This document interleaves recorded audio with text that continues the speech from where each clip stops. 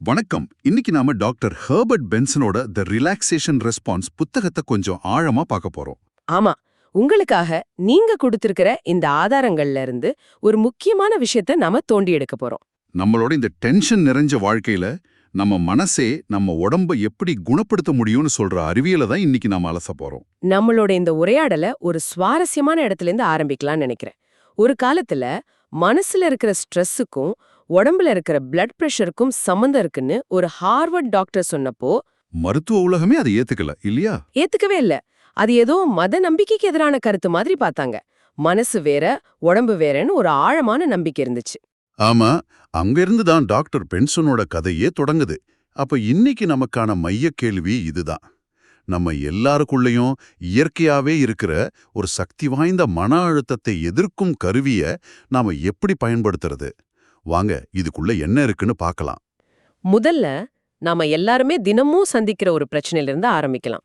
மன அழுத்தம், அதாவது ஸ்ட்ரெஸ். நம்மளோட இந்த நவீன வாழ்க்கை முறை நம்ம உடம்புக்குள்ள இருக்கிற ஒரு பழங்கால உயிர் வாழும் வழிமுறைய சொல்லப்போனா தேவையில்லாம திரும்ப திரும்ப தூண்டி விட்டுட்டே இருக்குன்னு இந்த புத்தகம் சொல்லுது. அதத்தானே விஞ்ஞானிகள் சண்டையிடு அல்லது தப்பிச்சல் எதிர்வினை, அதாவது ஃபைட் ஆர் ஃப்ளைட் ரெஸ்பான்ஸ்னு சொல்றாங்க. அதேதான். நம்மளோட மூதாதையர்கள் ஒரு காட்டு விலங்க நேருக்கு நேர் சந்திக்கும் போது அவங்க உடம்புல என்ன நடக்குமோ அதுதான் இந்த எதிர்வினை. சரியா சொன்னீங்க. அவங்கள சண்டை போடவோ இல்ல வேகமா ஓடி தப்பிக்கவோ தயார்படுத்துற ஒரு சிஸ்டம். நம்ம உடம்போட எமர்ஜென்சி பவர் சுவிட்ச் மாதிரி கற்பனை பண்ணிக்கலாமா? மிக சரியான உதாரணம். அந்த சுவிட்ச போட்டதும் உடம்புல அட்ரினலின் வெள்ள மாதிரி பாயும். இதயம் ஒரு ட்ரம் மாதிரி படபடன்னு அடிச்சுக்கும். மூச்சு வேகமாகவும் ஆழமில்லாமலும் போகும். மொத்தத்துல உங்க உயிருக்காக சண்டை போடவோ இல்ல இதுக்கு முன்னாடி ஓடுனதை விட வேகமா ஓடவோ உங்க உடம்பு தயாராயிடும். ஆமா. ஆனா பிரச்சனை என்னன்னா, அந்த காலத்துல புலி துரத்துனா போட்ட அந்த சுவிட்ச இப்போ நாம மேலதிகாரி அனுப்புற ஒரு கோவமான இமெயிலுக்காக நம்ம உடம்பு போடுது இல்லையா? அதுதான் பிரச்சனையே. போக்குவரத்து நெரிசல்ல மாட்டிக்கும் போதும் நம்ம உடம்பு இதே மாதிரி தான் எதிர்வினையா ஆற்றுது. ஆனா நாம சண்டை போடவும் முடியல, தப்பிச்சு ஓடவும் முடியல. அப்போ இந்த சக்தியெல்லாம் உடம்புக்குள்ளேயே தேங்கி என்ன ஆகுது? அதுதான் உயர் ரத்த அழுத்தம், இதய நோய்கள், பக்கவாதம் மாதிரியான நாள்பட்ட உடல்நல பிரச்சனைகளுக்கு வழிவகுக்குது. இந்த புத்தகம் உயர் ரத்த அழுத்தத்தை ஒரு மறைக்கப்பட்ட தொற்று நோயின்னு குறிப்பிடுது. ஏன்னா அதுக்கு எந்த அறிகுறியுமே இருக்காது. ஆனா அது அமைதியா நம்ம உடம்ப அரிச்சு சேதப்படுத்திட்டே இருக்கும். அப்போ இந்த தொடர்ச்சியான எமர்ஜென்சி பவர் ஆன்லயே இருக்கிறது தான் நவீன கால நோய்களுக்கு ஒரு முக்கியமான காரணமா? ஒரு முக்கியமான காரணம், நிச்சயமா. இது ரொம்ப முக்கியமான புள்ளி. இங்கதான் டாக்டர் பென்சனோட கதை ரொம்ப சுவாரஸ்யமா மாறுது. அவர் ஒரு இதய நோய் நிபுணரா இருந்தப்போ உயர் ரத்த அழுத்த நோயாளிகளுக்கிட்ட ஒரு விசித்திரமான விஷயத்த கவனிச்சார். ஆமா, நோயாளிகள் மருத்துவமனைக்கு வரும்போது அவங்களோட ரத்த அழுத்தம் அவங்க வீட்ல அளவிடுறத விட ரொம்ப அதிகமா இருந்துச்சு. ஏன் அப்படி? இது மன அழுத்தம் சம்பந்தப்பட்டதுதான் அவர் சந்தேகப்பட்டார். ஆனா அப்போதைய மேற்கத்திய மருத்துவத்துல மனசும் உடம்பும் தனித்தனிங்கிற கார்டீசியன் சிந்தனை ரொம்ப ஆழமா வேரூன்றிருந்தது. அப்போ அவரோட சக மருத்துவர்கள் இதை ஏத்துக்கல. இத ஒரு விசித்திரமான அறிவியலுக்கு புறமான கருத்தா பார்த்தாங்க. அவரை ஒரு மாதிரி வித்தியாசமான ஆளா பார்த்தாங்க. ஒரு நிமிஷம் நில்லுங்க, நான் படிச்சது சரியா? அவர் குரங்குகளுக்கு அதோட ரத்த அழுத்தத்தை கட்டுப்படுத்த பயிற்சி கொடுத்தாரா? அது எப்படி சாத்தியம்? ஆமா, அதுதான் நடந்தது. இது ஏதோ அறிவியல் புனைக்கதை மாதிரி தான் இருக்கு. ஆனா அது ஒரு ஆச்சரியமான பரிசோதனை. எப்படி செஞ்சார்? வண்ண விளக்குகளை சிக்னலா பயன்படுத்தி ரத்த அழுத்தத்தை குறைச்சா வாழைப்பழம் மாதிரி வெகுமதி கிடைக்கும்னு குரங்குகளுக்கு பயிற்சி கொடுத்தார். வாவ்! இதன் மூலமா மனச கொண்டு உடம்போட தானியங்கி செயல்பாடுகளை கூட கட்டுப்படுத்த முடியும்னு அவர் நிரூபிச்சார். இதுக்கப்புறம் தான் டிரான்சென்டென்டல் மெடிடேஷன், அதாவது டிஎம் பயிற்சி செய்யற ஒரு குழு அவரை சந்திச்சாங்க. ஓ, ஒரு சீரியஸான ஹார்வர்ட் ஆய்வாளரை தியானம் பண்ற ஒரு குழு பாக்குறாங்களா? அந்த காலத்துல இது அவரோட வேலைக்கு ஆபத்தான விஷயமா இருந்திருக்குமே. கண்டிப்பா. அவரோட சக மருத்துவர்கள் இத பத்தி சந்தோஷப்பட்டிருக்க மாட்டாங்களே. அது ஒரு பெரிய ரிஸ்க். அதனாலதான் ஆரம்பத்துல அவர் அவங்கள சந்திக்கவே மறுத்துட்டார் போல. ஆமா. ஆனா அவங்க விடாப்பிடியா வற்புறுத்தினதால சரி என்னதான்னு பார்க்கலாம்னு அவங்கள ஆய்வு செய்ய ஒப்புக்கிட்டார். அந்த ஆய்வில் அவர் கண்டுபிடிச்சதுதான் இந்த புத்தகத்தோட இதயம். என்ன கண்டுபிடிச்சார்? அந்த டிஎம் பயிற்சியாளர்கள் சண்டையிடு அல்லது தப்பிச்சல் எதிர்வினைக்கு நேர் எதிரான ஒரு உடலியல் நிலையை அவங்களால உருவாக்க முடிஞ்சுது. அப்போ அது வெறும் அமைதியான உணர்வு மட்டும் இல்லையா? இல்லவே இல்ல. அது அளவிடக்கூடிய உண்மையான ஒரு உயிரியல் மாற்றம். அவங்களோட இதய துடிப்பு குறைஞ்சது, உடம்போட வளர்ச்சிதை மாற்றம் அதாவது மெட்டபாலிசம் ரேட் குறைஞ்சது, சுவாச வீதமும் குறைஞ்சது. அப்போ இது உடம்போட ஒரு ஆழமான ஓய்வு நிலைய காட்டுச்சு. ஆமா, ஒரு நம்ப முடியாத கண்டுபிடிப்பு அது. அப்போ மன அழுத்த எதிர்வினையோட உடலியல் ரீதியான ஒரு எதிர்நிலையை அவர் கண்டுபிடிச்சிருக்காரு. சரிதான். இதுக்கு அவர் த ரிலாக்ஸேஷன் ரெஸ்பான்ஸ் அப்படின்னு ஒரு எளிமையான பேரை வச்சார். இதுவும் சண்டையீடு அல்லது தப்பிச்சல் எதிர்வினையைப் போலவே நம்ம உடம்புல இயற்கையாவே அமைஞ்சிருக்கிற ஒரு உயிர் வாழும் வழிமுறைன்னு அவர் வாதிட்டார். சரியா சொன்னீங்க. ஒண்ணு உங்கள புலிகிட்ட இருந்து காப்பாத்துது. இன்னொன்னு நம்ம கிட்ட இருந்தே நம்மளே காப்பாத்துது. அதேதான். மன அழுத்தத்துக்கான மாற்று மருந்து நம்ம உடம்புக்குள்ளேயே இருக்குன்னு இது உலகுக்கு காட்டுச்சு. நம்ம உடம்புக்குள்ளேயே மன அழுத்தத்தை அணைக்க ஒரு ஆஃப் ஸ்விட்ச் இருக்குன்னு நினைச்சு பார்க்கவே ஆச்சரியமா இருக்கு. நம்மள பலரும் அதை எப்படி பயன்படுத்துறதுனே தெரியாம இருக்கும். அப்போ அந்த ஸ்விட்சை நாம எப்படி கண்டுபிடிச்சு போடுறது? அது ரொம்ப சிக்கலான விஷயமா? அதுதான் இதுல இருக்கிற அழகு. இது நம்ப முடியாத அளவுக்கு எளிமையானது. அப்படியா? இதுக்கு ரெண்டு முக்கிய கூறுகள் மட்டும்தான் இருக்கு.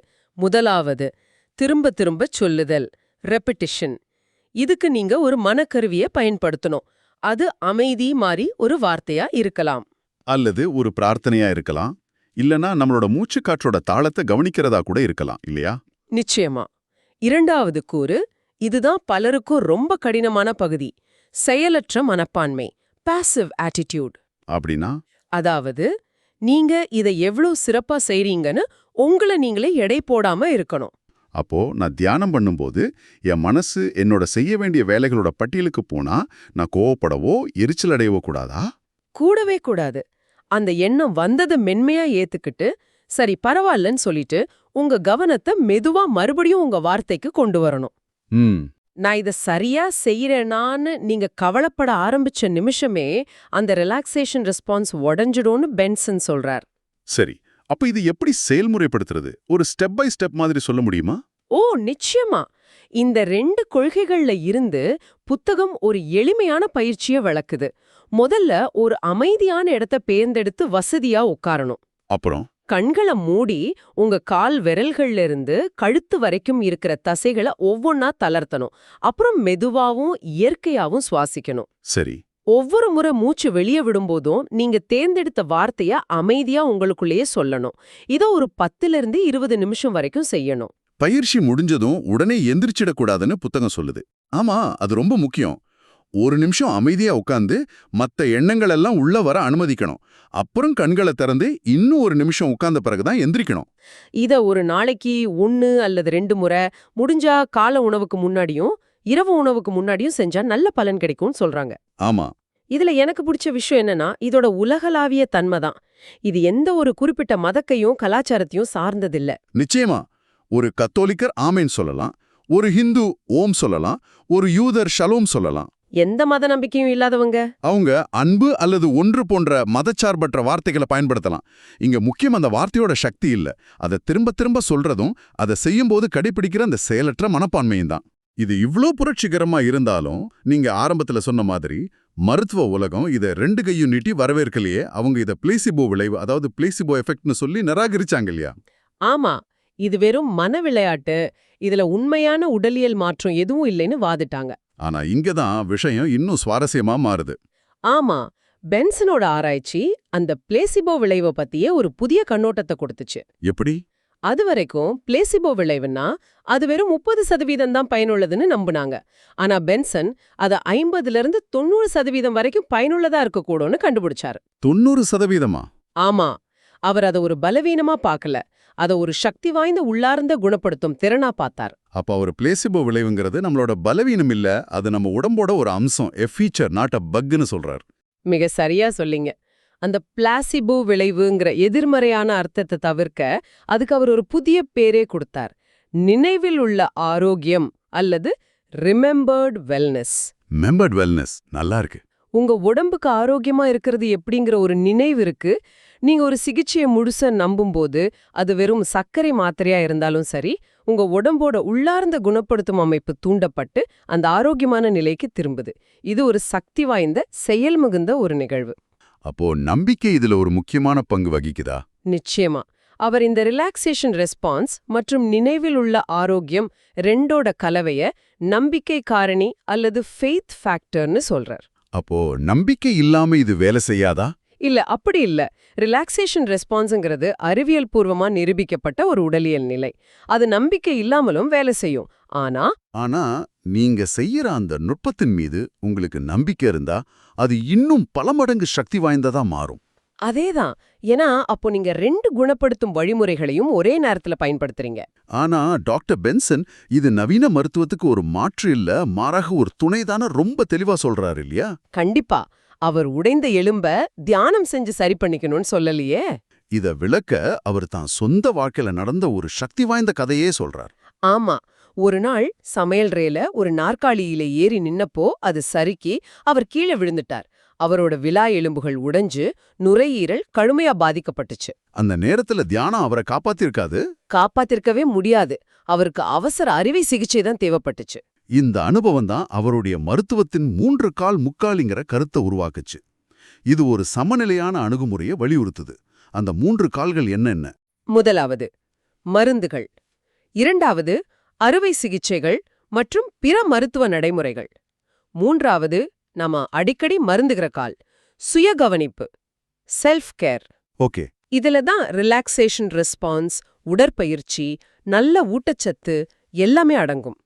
இன்றைய மருத்துவத்துல நாம முதல் 2 கால்களை மட்டுமே அதிகமா சார்ந்து இந்த 3வது காலை கிட்டப்பட்ட புறக்கணிச்சிட்டோன்னு அவர் சொல்றார். ஒரு நிமிஷம். அந்த 3வது காலோட சக்தியை பத்தி அவர் சொல்ற ஒரு புள்ளி விவரம் திகைக்க வைக்கவே. அன்றாட மருத்துவ பிரச்சனைகள்ல 60லிருந்து 90% இந்த சுயகவனிப்பாலேயே கையாள முடியும்னு சொல்றாரா? ஆமா, அந்த எண்ணிக்கை நம்ப முடியாத அளவுக்கு அதிகமா தான் இருக்கு. அப்போ உயர் ரத்த அழுத்த மாதிரி பிரச்சனைகளுக்கு டாக்டர் கிட்ட போக தேவையில்லைன்னு சொல்றாரா? அது ஒரு முக்கியமான கேள்வி. அவர் டாக்டர் கிட்ட போக வேண்டான்னு சொல்லல. அவர் என்ன சொல்றார்னா, அந்த 3வது காலான சுயகவனிப்பு நம்மளோட நாள்பட்ட மன அழுத்தம் சம்பந்தமான பல பிரச்சனைகளை முதல் 2 கால்களான மருந்துகளும் அறுவை சிகிச்சைகளும் தேவைப்படுற அளவுக்கு மோசமாகறதுக்கு முன்னாடியே கட்டுப்படுத்தவோ அல்லது தடுக்கவோ முடியும்னு சொல்றார். புரியுது. அதாவது உடைந்த விலா எலும்புக்கு அறுவை சிகிச்சை தான் தேவை. ஆனா உயர் ரத்த அழுத்தத்துக்கு சுய கவனிப்பு ஒரு சக்தி வாய்ந்த முதல் கருவி. இங்க சமநிலை தான் முக்கியம். அப்போ இந்த ஆழமான ஆய்விலிருந்து நீங்க எடுத்துக்க வேண்டிய முக்கியமான விஷயம் என்னன்னா, மன அழுத்தங்கிறது வெறும் ஒரு உணர்வு மட்டும் இல்ல. அது ஒரு உண்மையான அளவிடக்கூடிய உடலியல் நிகழ்வு. அது நம்ம உடம்ப அமைதியா சேதப்படுத்தக்கூடியது. ஆனா நல்ல செய்தி என்னன்னா, அதுக்கான மாற்று மருந்து வெளியே எங்கேயும் இல்ல, நம்ம உடம்புக்குள்ளேயே இருக்கு. அதுதான் தி ரிலாக்ஸேஷன் ரெஸ்பான்ஸ். ஆமா, இது ஒரு எளிமையான மதச்சார்பற்ற அறிவியல் பூர்வமா நிரூபிக்கப்பட்ட ஒரு நுட்பம். இதோட திறவுகோல் ரொம்பவும் எளிமையானது. உங்களுக்கு அர்த்தமுள்ள ஒரு விஷயத்த திரும்ப திரும்ப சொல்றதுலயும், அது செய்யும்போது உங்களை நீங்களே எடை போடாத ஒரு செயலற்ற மனப்பான்மையை கடைபிடிக்கிறதுலயும் தான் இதோட முழு சக்தியும் அடங்கியிருக்கு. இறுதியா நீங்க சிந்திச்சு பார்க்கறதுக்காக ஒரு எண்ணம்.